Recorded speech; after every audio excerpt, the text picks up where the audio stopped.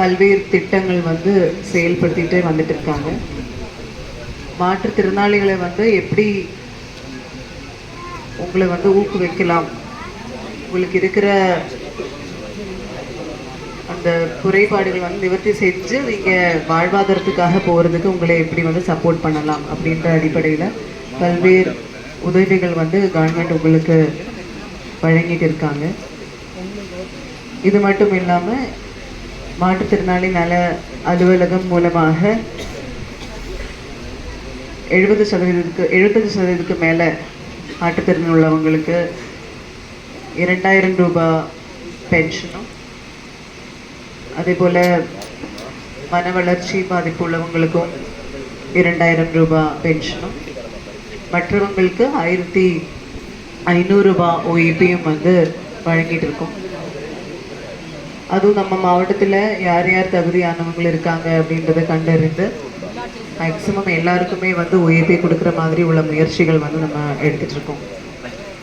இந்த முயற்சி எல்லா மாவட்டத்துலேயும் மாநிலம் முழுவதும் நடந்துட்டு இருந்தாலும் கூட ஒரு சில பேர் விடுபட்டு போயிருக்கலாம் அப்படின்ற அடிப்படையில் இப்போ வந்து டிஎன் ரைட்ஸ் அப்படின்ற ஒரு திட்டம் உலக வங்கியோடு இணைந்து அது செயல்படுத்திட்டு இருக்காங்க.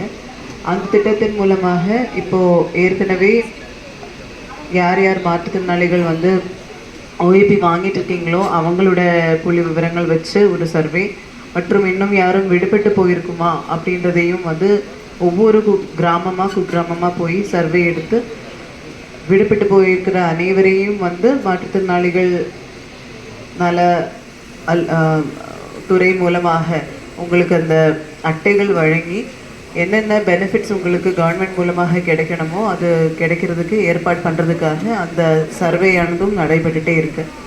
அது நம்ம மாவட்டத்தில் இன்று சிவகங்கை மாவட்டத்தில் மாற்றுத்திறனாளிகள் நலத்துறையின் சார்பில் நலத்திட்ட உதவிகளை ஏறத்தாழ 185 நபர்களுக்கு 64,13,759 ரூபாய் மதிப்பிலான